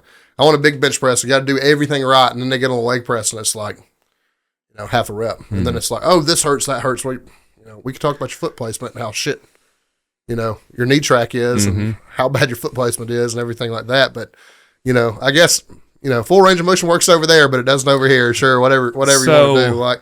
But you did all kind of mix ideologies on this. One thing that may be a cause of that is some things are just comfortable to them, right? Sure. They don't want to get out of their comfort zone, which is the gym. Like, you should be getting out of your comfort zone in the gym. But when people go like, oh, well, that feels weird, I don't really like it. And it's like, good. It's probably a good thing, man. Probably a good thing. I've not ever experienced anything, barring injury. I've never done anything that I hated that I didn't get direct benefit from in the gym. In fact, the things that we hate the most are probably the things we can utilize the most. Yeah. And that just is what it is. But I mean, I think net lengthened to halfway to lengthened is mostly positive. Yeah. What is your negative? My negative on it, probably more akin to the bodybuilding realm, is that you're gonna be putting poses where you're fully contracted. Like, I agree with you on that. And then lack of sport specificity across the board in any sport, because every sport you're gonna have full knee and full hip extension, whether it's fighting comes to mind, like jiu-jitsu and stuff. Your ability to pick your hips up off the floor is huge. Knee extension, knee flexion, in football. Yeah. Being able to start in an athletic stance and remove yourself from that stance is athleticism. Right. You know what I mean? How much power you can do that with. It means how hard you can push, how fast you can run. Everything comes from breaking that athletic position, basically. Right. So, and that also is going to mean full extension at some point, whether it's on a sprint. Your hamstrings are definitely full extension. If you ever seen an Olympic sprinter, they pick their feet up high. Right. So like all fighting sports, your ability to pick your leg up, your ability to be in a full range of motion in either direction, either fully contracted or huge for fighting. I mean, I think about someone think throwing about your punch, baseball swing, your punch, like hips and golf triceps, swing, you have so much that happens at full extension. So in general, it's not really specific to anything. Right. That's the problem. That makes sense. There is uses for it. Like I said, I think mostly surrounding work capacity. But and science says hypertrophy. Well, yeah, but again, if work capacity increases, more than likely hypertrophic value should follow. So within reason. But most things are centered around work capacity, and then just the fact that it's specific to nothing, except for maybe hypertrophy and work capacity. But yeah, I think that's the biggest drawback to that. Where and that's it's kind of the antithesis of short to mid to short is because that gets very sport specific and how they have a lot of use in sport specificity, and very little in terms of work capacity or hypertrophic value. So they're literally the opposites, and conceptually and from a benefit standpoint, they're also opposite. Right. So it is what it is. My hot takes are these. I know that's what Nathan wants to I'm say. ready. Man, some of the most jacked people I've been into the gym with have the most piss poor range of motion on shit that I've ever seen. You are not wrong. And I would say there is an amount of, you have to be able to build something. Like if you are still moving and you're a moving weight, you have to be. Part of that is going to be genetics too. Part of it's genetics. I don't think I've ever seen a dude, like the best example is like these really rail thin dudes, however old they may be, doing really shitty leg presses for like 7, 8, 9 plates, but they have no legs. It's like you just don't. Some people, my legs are the size of their waist. Yeah, they want to know how they grow their legs, and then they don't want to do the work to grow their legs. So I really, really, really think if you have dog shit genetics, or even just maybe baseline genetics, if you do these like shitty partials, you're not going to get much out of them. I think my point about this, and they do work long term across broad time. You can get by with shitty range of motion. You can build a lot of muscle doing it. But what is actually doing it isn't the short range of motion. It's your consistency and dedication to the gym that's done it. Man, I have yet to see somebody with the leg press PR in the gym out squat me. Yeah. Austin's name's not on top of that board for leg press. It could be if he wanted. It could be if he wanted to, but also I've never seen. Nobody in that gym's out squatting him. So your 1,300 pound leg press PR, like, does anyone care? You moved it. Nobody really cares about squatting. We do because we're a powerlifting podcast and it's our sport. I would argue more people care about squat than leg press. Probably so. Because leg press, unless you're a strong man. But like when it comes to basically functional leg movement, right? I'll take this.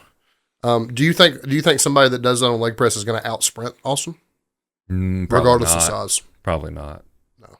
Now I'm not talking about like long distance running, but right to 40 yards. They're not out sprinting me. I'm actually a surprisingly good sprinter. I was gonna say, I'm not a good sprinter. I'm slow. But it has everything to do with power of my legs and not other things. I don't remember the last time I put 5 plates on a leg press. I don't feel like I need to. Right. Like, if you get a pump. Now, if it gets to the point that I require that in my given rep range to get the pump that I need, then sure, we'll do it. But I guess there's just a point. Some things just have a point of diminishing returns, and shortened range of motion definitely does it. But you see these guys that are super fucking jacked, and they do it and they get by with it and stuff like that. But it's really their dedication to the gym. It's really not. And eating. They probably eat better than you do. Bodies are made in the kitchen. Yeah. People really, really struggle. I shocked somebody new the other day because they were talking about the way they wanted to look, and I was like, you need to eat some ice cream. It goes back to the aesthetic conversation. We were picking on the aesthetic crowd and how judgmental they are about everybody that doesn't train the way they are. Like, strength is strength is strength is strength. If you're building muscle, strength follows. A lot of times, if you're building strength, muscle follows. Yeah. Those two things go hand in hand all the time. If you want to look a certain way, you got to eat a certain way. Yeah. The whole problem I had with the aesthetic crowd was in that. Right. It's like, man, I don't look this way because of how I lift. Right. I look this way because of how I eat. Like, make no mistake, if I ate the way I was supposed to, I would look better than you. Right. I have the muscle mass. You can look at my scan. Right. I have more, skeletal muscle mass than you have body weight. Right. I can look better than you. I don't eat better than you, and that's why aesthetics are made in the kitchen. Yeah.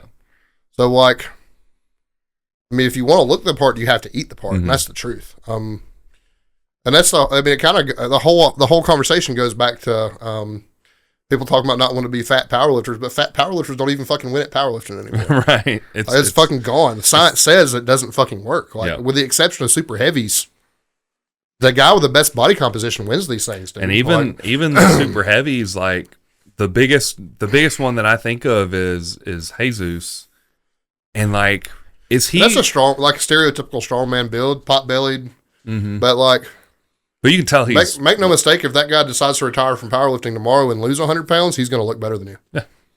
Look at Brian Shaw right now. He looks fucking good. I mean, by the way, that was a guy that was sub 20% body fat as a strongman. Right. He lost a little bit of weight. He got into arm wrestling because I guess that's jiu-jitsu, something he does now. He does jiu-jitsu. Well, that probably shaved off so much body fat. Yeah, it absolutely did. Well, I mean, like, aesthetics are made, in the kitchen. They really are. And then, like, so you talk about like all this training and stuff like that, and you have these same people come to you like, how do you do this? How do you do that?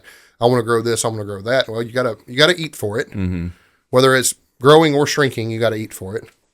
And then you actually have to train for it. Like, so it goes beyond just the partials. It's like, what is your exercise selection? Mm-hmm. Like, people are so scared of compound movement. Mm-hmm. You ain't got a back squat if you don't want a back squat. You can front squat. You can goblet squat. You can fucking Smith machine squat. You can hack squat. Mm-hmm.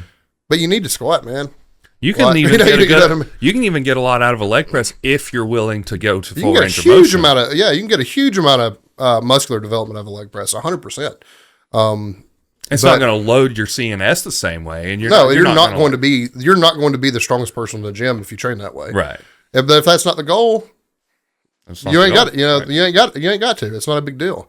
But like it all goes back to people's stigma of things, and this is the reason why we know what the science says. The science just says full range of motion, maybe lengthened partials, maybe best for hypertrophic value.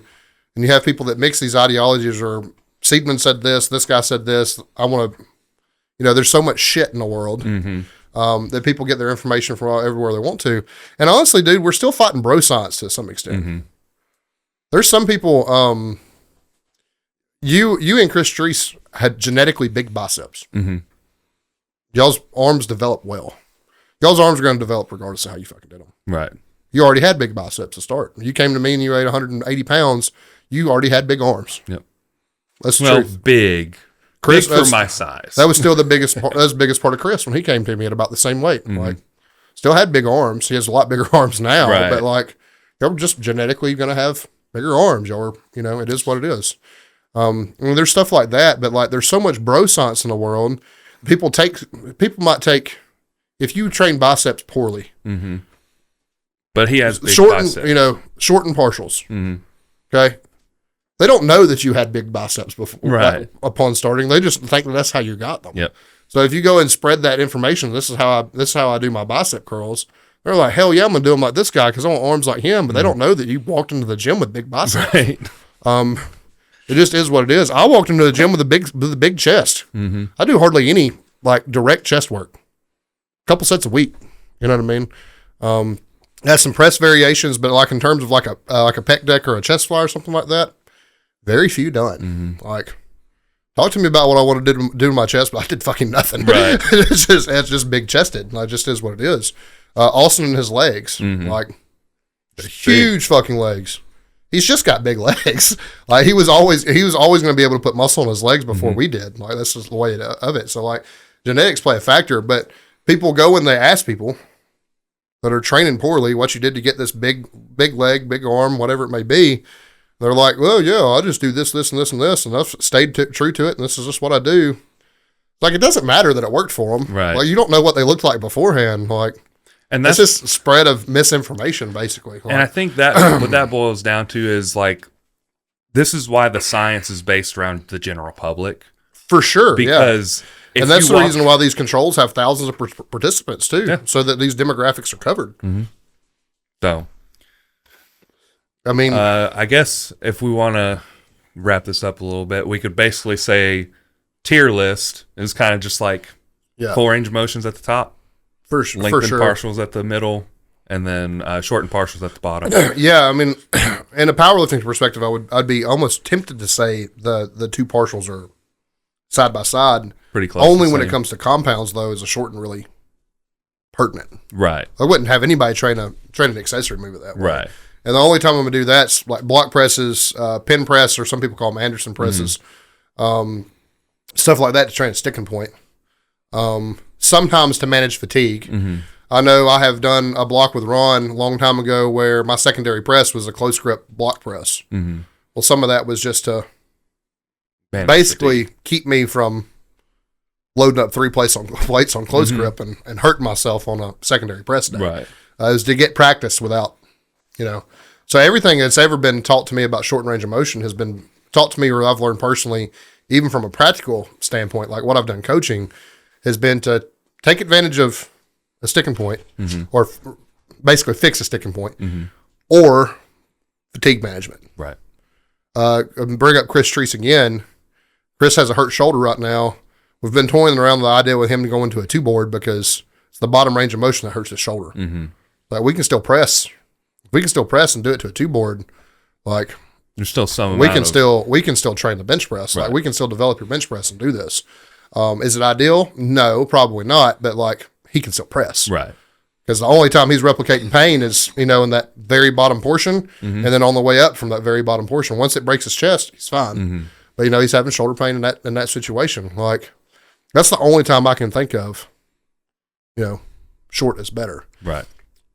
Only one caveat I have to add that I just thought about: hip drive in the Olympic lifts. I do want a quick pop in the hips. Like you're not going to to start your jerk. You're not going to, do half a squat to get the bar moving to extend it overhead. Like you want quick hip power, stuff like that. So like of all this talking we've done, I've found one exception. Yeah. But that's still basically a shoulder movement. You still get full extension, still going from your collarbones to overhead. Right. So the actual press portion, the part that's actually moving the weight, still full range of motion. You're not dipping in your hips as opposed to squatting. Right. So like even with my one exception, is it really though? Yeah. I don't know. I say all this to say don't want people to get discouraged about being in the gym and being judged for doing things in a way that might even be poor. Because if you're, just starting in the gym, you just need to get there and you need to work out. Yeah. You need to figure it out. The big thing about the new year, new me crowd, you should basically sign yourself up. Whenever you're new to anything, you're going to do it wrong. It doesn't matter who you are. Sure, yeah, absolutely. It doesn't matter even if you have someone there to guide you, a coach, a friend, whatever. You're gonna you will get like some feedback maybe, but you're gonna do it wrong. We've talked about this with cueing and stuff before. Like the first goal of someone new to the gym or even new to powerlifting, I've had people brand new off the street, never lifted a day before in their life, come to me and be like, "I want to be a powerlifter." Okay. We can make you one. That's fine. This is how you do a bodyweight squat. But we talked about this way in terms of cueing. You can't tell them everything about the squat. Probably in the first 6 months they're in there. Yeah. Because they're just not going to respond to it. Like the cues are like additive. There's only so many things they're going to tolerate. Like the first thing is finding your weight in your heels. You don't push through your heels. It's a bad fucking cue.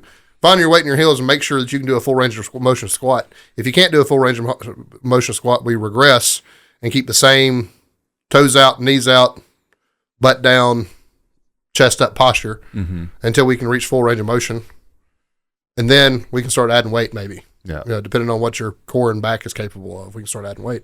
But like we don't really start talking about what our feet are doing.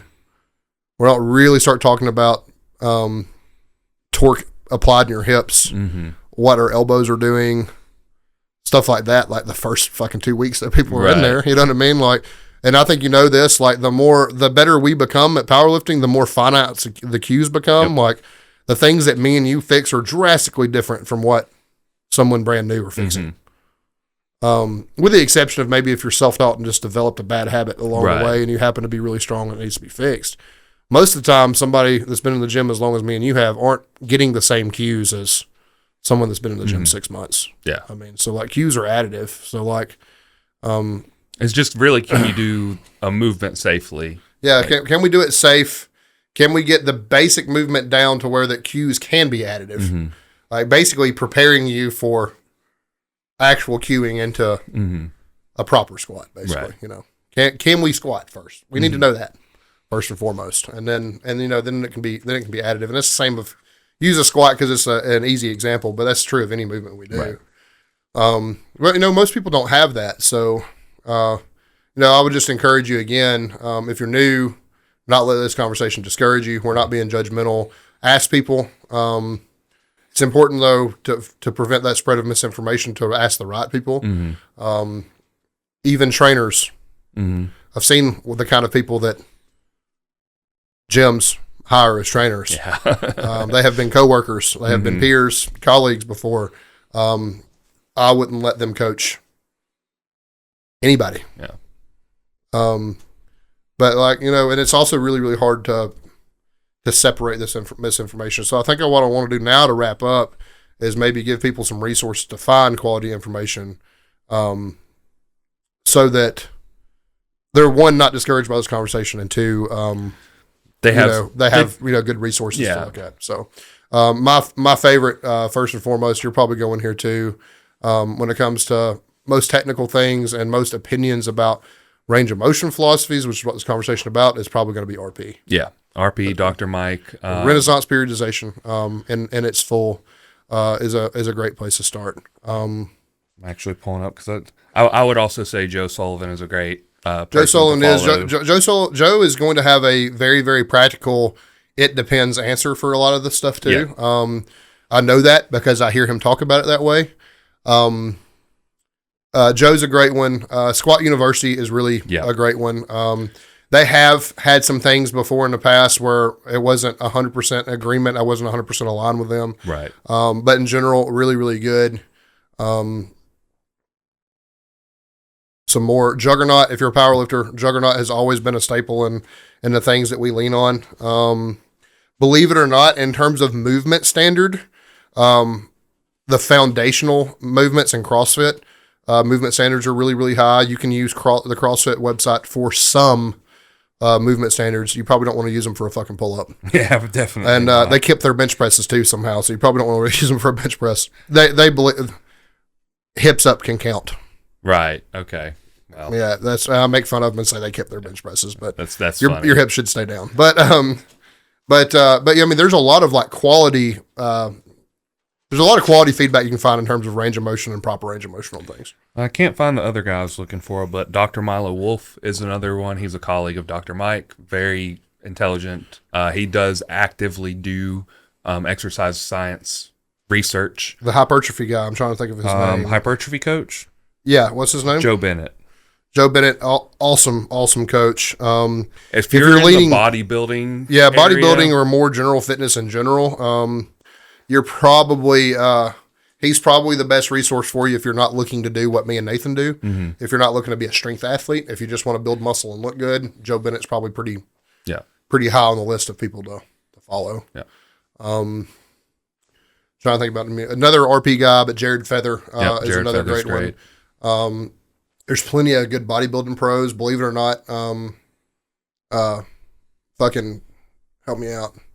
Everybody fucking Mr. Olympia, 5-time champion, Chris Bumstead. Chris Bumstead is great. Is a great resource, a good example of a lot of this stuff. I'm probably wrong. That's probably more than 5. I think it's 6. I think he won his last one. I don't care who looks their best in their underwear. That's not what I'm lifting weights for. But he trains really well. He trains really well. He's a great resource for this stuff. He's a good athlete. Very, very good athlete. There's a lot of hokey stuff. Don't follow Joel Seedman. Sports training stuff you need to be careful of because you got to remember they're training somebody for a very highly specific job. Mm-hmm. So the problem with Seedman, other than the fact that he's just fucking wrong about everything, is he is training people for a hyper specific purpose, and it doesn't apply well to a strength athlete or to general fitness. The problem is that he pushes his narrative that it does. Well, yeah, and that's the problem with him. That's very, very dangerous. Mm-hmm. There's a lot of people that are going to do this. And like with anything, we've given you some of the people. I can't believe we didn't mention his name, but Lane Norton. Oh yeah, that was like the second person I thought, and I completely another really, really good example of this. To be fair, Lane Norton is more of the diet side of things. He has talked about this topic. Yeah. He definitely has, but his channel is definitely more on the diet side of things, but that is a good resource. In general, avoid hard statements and dogma. Yeah. Hard statements, we've talked about this, the only hard statement in all of fitness is calories in, calories out. And people will still argue that. But avoid like hard dogma. Yeah. Because we just went over all these instances and talked about a whole bunch of shit we didn't like and found exceptions for every fucking one of them. So there's going to be a use for almost everything. Yeah. And that's the reason why I made the joke earlier that when you have conversations like this, the correct answer is it depends. And you should just really try to avoid fitness dogma, dietary dogma, stuff like that in general. When I talked to Joe Sullivan, go ahead and take a shot, Richard. Every answer that I got pretty much was, it depends. He said, what is the outcome you're looking for? Because that's going to define the answer, whether it's good or bad. And even being good or bad, it may not be wrong. It may just not be as applicable or as beneficial. I mean, we talk about this all the time, but I mean, there's a reason why I still believe in it, but there's a reason why bodybuilders aren't squat, benching, and deadlift as much as strength athletes are, or even barbell overhead pressing. There's just movements they can do that are less fatigue driven, that they can get more hypertrophic stimulus from. They might prefer a dumbbell over a barbell when it comes to bench press. They may prefer a machine press, especially if it's unilateral over. I find that like the hammer strength stuff, that's completely unilateral, the plate loaded hammer strength stuff is incredibly good for chest and stuff in particular because of the stretch you get in it. So there's a million things that you could do that aren't barbell related. I mentioned before, you can hack squat if you don't want to back squat. Leg press, belt squat, whatever the fuck you want to do. But I will say this, the standard does not move regardless of the apparatus. I feel like, I think tie it all back in, full range of motion is the standard you should try to adhere to unless there's a sport-specific reason not to. Or a physical limitation. Yep. But you should, if you can, you should be trying to train into full range of motion, but in spite of that physical limitation. Yeah. Depending on what it is, obviously. But if it is possible. Yeah. That's, but like I said, those are really good resources for you. Avoid fitness dogmas. If it sounds too good to be true, it probably is. And if you get if you get an answer that's something other than it depends, then be wary. Question it a little bit. Maybe ask some other people, do some research on your own. Diet's the most glaring example, man. You have millions of people in this world that'll tell you the vegan diet's the best. You have millions more that'll tell you the carnivore diet's the best, and all of them fucking work. So, what does that tell you? I throw this out as an example, and someone me and you both know, but I won't say his name. He swears by the keto diet, and he kind of almost seemingly refuses to change for weight loss purposes, that it just has to be keto. It doesn't, but this is what keeps him in a calorie deficit, so it works. Yeah. So this is why we stay on the keto diet. That's where, if these things keep you in the gym for injury-related purposes or not, if it's working, who am I to tell you otherwise? Could you do it better? Yeah, you probably could. But first and foremost, as a trainer and somebody that's involved in the fitness industry, I just want to see you in the gym. Right. So, like I said, avoid dogmas. That's the biggest. That might be the biggest. The biggest takeaway from this whole podcast, let alone the episode. I mean, if you think about it, we've talked about a lot of stuff, and we haven't really had a whole lot of. I don't think we've had a whole lot of dogmatic approaches to anything. No, I personally, I try to stay pretty open-minded to most things. The only things that I would say that I've been dogmatic about is shortened partials, because I just think they suck. But even, I said, even though you in this episode, they do have applications that make sense, but I still think they suck. I just don't think there's in my opinion, there's just not enough benefit to them to do it right long term. I've done pin presses, I've done floor presses, I've done 1.5 squats, and not like. Well, no, that's the other way. Never mind. That would be scratch that one. Lengthened partials. I used to train half squats because I didn't know how deep to get, but that was before I knew any better. But I've done things like that. I just don't find them as valuable as anything else. Like I said, I don't think the apparatus matters, but I am pretty dogmatic about compound movement being superior. Mm-hmm. I don't think you're going to find any fitness coach worth their weight that's not dogmatic about those things being superior. I think they're vastly superior. I think when you get down to it, this is the science just says because you are using more weight, because on compound movements you use your whole body. That's why it's compound movement. You will multiple joint, not necessarily your whole body, but yeah. Well, I think in the context of powerlifting, everything is a full body movement. So that's where I get to. But anyway, because you will just be able to overload your body more because you're using more of your body, right? Sure. You're going to get more gains, more hypertrophy out of it. Absolutely. So, I mean, that's again, still, even after I said that, my answer's still going to be it depends. Right. But I don't know, man. I mean, it's good science. It's good quality science. It gives us another avenue to train certain things. And I'm not so sure that a lot of us, like I said, we're talking about go back to 1.5s, 1 1/4 squats, stuff like that, 1.5 deadlifts, pin presses, stuff like that. I can think of as a coach where I've used every one of these philosophies for one reason or another. From a practical standpoint, movement works. And then second to that is quality of movement works. right.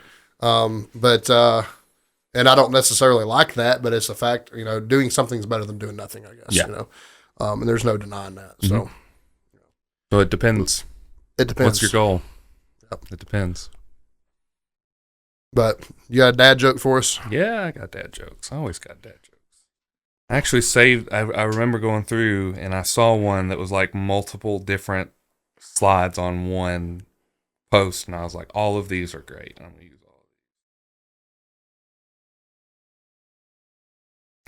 all of these. What's made of leather and sounds like it sneeze? What? A shoe. You thought about that one for a little bit, didn't you? I did.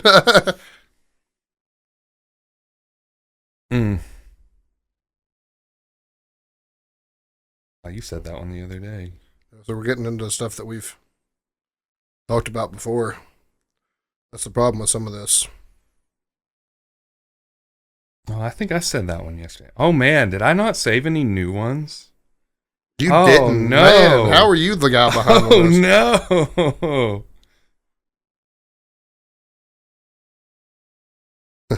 This is bad. There's some good ones, but they don't translate well to on air because they have pictures and stuff. Yep. So pre means before and post means after, but using both at the same time would be preposterous. It's pretty good. Damn it. There's some cheesecake. Every single morning I get hit by the same bike. It's a vicious cycle. Has that been repeated on this? I think that's like the third or fourth time we've said that one on the podcast. Have we? We're getting to the point where we just have to recycle old jokes. 90% of bald people still own a comb. They just can't part with it. I have a beard brush. Right? Yep. A farmer once told me not to tell secrets in the garden because the potatoes have eyes, the corn has ears, and the beanstalk. That was the worst. That was pretty bad. One was the worst. It was pretty bad.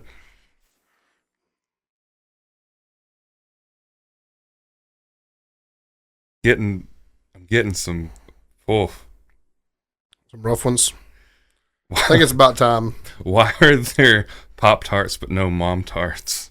Why? The patriarchy. I don't got anything, man. I think we need to wrap up with that one. Yeah, probably so. Oh, here we go. Here's a really bad one. Where do dads store all their dad jokes? Where? In the database. We got to be done with that one. I fucking hated that one. But that's what makes it funny too. I mean, but we used to find some really good ones. I feel like the dad joke well's drying up. It apparently is. We're gonna have to change to dark jokes. We might get some cancellations on that. Well, guys, that's the show. Thanks for listening to the Sip It and Rip It podcast. If you're watching, there's my belly. Yep, there's his belly right there. Yeah, thanks for listening. You can follow us on Instagram at Sip It and Rip It, at Coleman_Barbell, at Nathan Skedios. Watch us on YouTube, like, subscribe, leave comments, rate us 5 stars on Spotify, or 4 stars. Rate us whatever you want to. Just leave us a rating. likes, comments, send us DMs.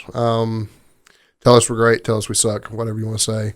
Buy meat at the butcher here in Vinemont. Justin Smith has been kind enough to sponsor the show, and we're a really big fan. And then, don't be a hoe. Share the show. Don't sue me, Andy Frisella, like always. Like I like that saying. It's easy, right? It is easy. It rhymes. And big shout out to Zach and Skylar, because nobody shares the show more than they do. It's like every week. They share it more than me and Nathan do. They are like basically the drivers of our new traffic, likely. Yeah, for sure. So we appreciate you. And then, Richard and Ashley, everybody does a good job of sharing it. But, I mean, Zach beats me to it most of the time. Like, as soon as it drops, like, Zach's sharing it. So it's really funny that there was one week where I was like, I guess I forgot. And he was like, hey, do you have the thumbnail for the most recent episode? And I was like, on my computer somewhere. Why? And he was like, well, I was going to share the episode. And I was like, oh, I haven't done that this week. Like, oh, shit. So thanks for looking out. Yeah. Appreciate it. Zach's has been a guest now, so it's probably smart for him to share the show. I don't know what's going to come of it from him, but but his own popularity amongst 120 people. He's got a meet coming up in April, I think. He's going to do that, and then he's got another. That's like a tune-up meet, and he's got another meet coming up, I think later in the year, September. I've talked to him less lately, but yeah, friend of the show, does a really good job supporting us, so can't say anything negative about Zach at all. He's try and get him back on again one day. Yep. And like I said, Skylar does a good job sharing the show and stuff too. So need to get him on. We do, yeah, absolutely. That would be fun. Don't know if we have any guests planned. Probably need to reach out to some people. Some people I have talked to before in the past and just never came to fruition. Yeah. Possibility of me being on Future is Female, which is odd because I'm not female. Yeah, you're one of the few that she was like, I'd be willing to have him on because I like what he has to say. She had mentioned coming on the podcast after regionals, so maybe. That's Heidi Donnell, by the way. Her name is not Future is Female. It is Heidi Donnell. It's her Instagram handle. That is her Instagram handle.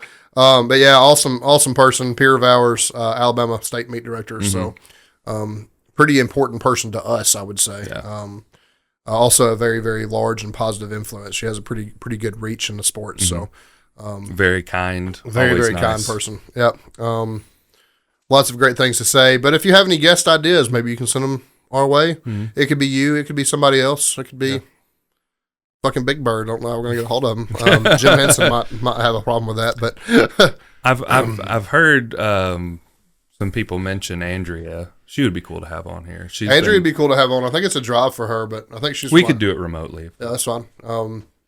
She'd be a good perspective. Her reaching the top ends of female powerlifting like she's starting to now. Probably the number one in Alabama right now. For sure, yeah. I've noticed that she has drawn some criticism toward herself that's probably a little bit unfair, that she seems to be combating more and more often, which is unfortunate. Anytime you gain popularity, you are going to gain you're a villain. negativity. You're a villain to somebody, whether good or bad or indifferent. Like, somebody's going to hate you if you're successful. And unfortunately for her, she seems to be getting a lot of hate right now. I feel for her because her and her husband both are great people. Yeah. So she called me small. Did she? She said I looked like a 220. I was like, I'm 250. She was like, oh, I thought you were 220. I was like, if anybody had the right to call a man small, yeah. I mean, she's yoked. Dude. she's yoked. I mean, I guess because I'm tall and I'm like, I stretch it out. It's one of those things. Yeah. Like, but if you compared me side by side to like John Hack, who's like a 198, I could see why you would think I would be a 220. But I don't look like John Hack. John Hack is significantly better looking than me. So.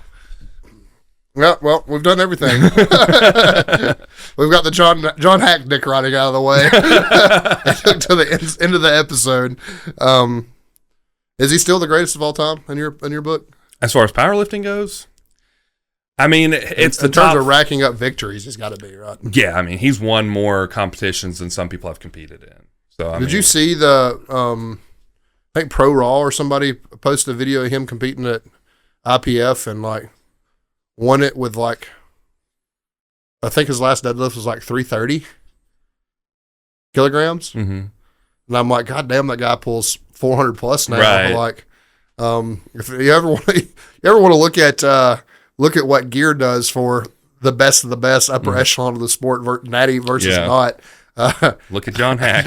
Hack is a glaring example of it. And I think it was like a 400 some odd pound bench press, which is absurd now because that means he was a 181. He's effectively put 200 pounds on his bench press since he competed in the IPF. So that's I remember how good he was, and I just have accepted him being good for so long. I have not paid attention to how far he's actually came. Right. And that's it's mind-boggling to see the difference. He's a fucking mutant compared to what he was in the IPF. Oh, he had it all. He had it. That's the thing. That's the story of somebody that won until he couldn't win no more, so he moved over and won some more. I was going to say this is realistically. You take somebody who is completely 100% already dialed in, and then you give them gear. Like, this is what we're talking about. It's not just like... Get everything else in line first. You literally... Like, this is taking someone who is literally the best of the world already and, like, supercharging him. Like, that's what it was. Yeah. So, when you see these kids coming in here and, like... Man, I can't break 225. I think I'm going to start taking Trent. I'm like, bro, hold up. Let's have a conversation. Just take a nap and eat more. Literally, just train a little harder. Maybe hit some full range of motion. Yeah, pretty. Pressing. I mean, another person that comes to mind, different sport though, is Jared Feather. Yeah, won as much as he could, pretty much in natural bodybuilding before he ever put a pin in his butt. Blew up, son. Blew up. Is that still to this day? I think it's the craziest like lat to waist ratio I've ever seen on a. Yeah, it's like inhuman. It's how small his core is. It's weird to me versus how big his back is. He looks like a fucking cartoon. He does, genuinely. Not in a bad way, but like think about like Johnny Bravo. Like he had the huge lats and like no waist. Like yeah, but Jared's got legs. Jared has legs. And I'm talking specifically about lat to waist, but like that's kind of like it's insane. That dude probably, honest to God, has like a 28-inch waist or something. I mean, he looks like thin in the midsection and has the biggest lats. Biggest legs, too, like, compared to his waist. You know what I mean? Not the biggest legs I've ever seen, but like compared to his overall size is like just crazy. Like, if you ask a comic book artist to draw a bodybuilder, that's what it's going to come out looking like. So, yeah, it's pretty insane. Yeah. But I follow that guy since he was a natty lifter and remember Dr. Mike picking on him about it and stuff like that. You know? But and then he said, "I'm gonna get on gear and be better looking." Well, than I think he won nationals or something, right? And I wouldn't be surprised. I think he took it pretty much as far as he could before he moved over. So crazy though. All right, that's the closing rant. Bye, y'all.